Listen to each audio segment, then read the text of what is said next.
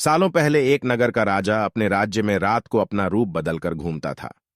वो रूप बदलने के बाद लोगों से मिलकर अपने यानी राजा के बारे में जानने की कोशिश करता और उनकी समस्याओं को समझता था।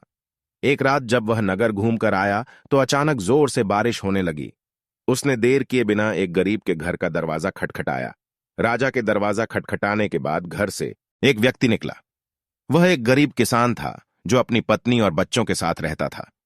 बारिश तेज थी तो किसान ने राजा को अंदर आने के लिए कहा। राजा ने घर में जाने के बाद पूछा, क्या आप मुझे कुछ खिला सकते हैं? मुझे बहुत तेज भूख लगी है। वो गरीब किसान और उसका परिवार 3 दिनों से भूखा था और उसके घर में एक भी दाना अन्न का नहीं था। किसान के मन में हुआ कि भले ही हम भूखे हैं, लेकिन अपने अतिथि को यूं भूखा नहीं रख सकते। अब किसान ये सोच सोचकर बेचैन हो गया कि अपने अतिथि का पेट कैसे भरा जाए।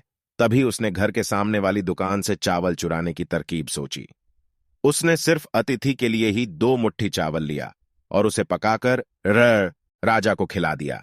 तब तक बारिश रुक गई थी और राजा अपने घर चला गया। दूसरे दिन दुकान का मालिक अनाज की चोरी की शिकायत लेकर राजा के पास पहुंचा। राजा ने दुकान के मालिक और उस गरीब किसान को अपनी सभा में प्रस्तुत होने का आदेश दिया।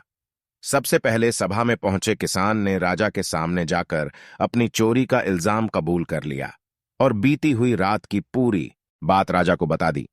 किसान राजा से कहता है कि मैंने चोरी की, लेकिन मेरे परिवार ने उस अनाज का एक निवाला भी नहीं खाया। गरीब किसान की बातें सुनकर राजा बहुत दुखी हुआ और उसने किसान को बताया कि अतिथि के रूप में मैं स्वयं तुम्हारे घर आया था। इसके बाद राजा ने सभा में पहुंचे दुकानदार से पूछा कि क्या आपने अपने पड़ोसी को चोरी करते हुए देखा था?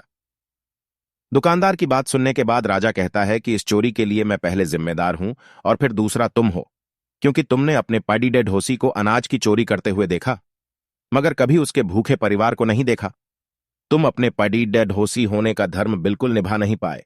इतना कहने के बाद राजा ने दुकानदार मगर कभी उसके भूखे परिवार को नहीं देखा।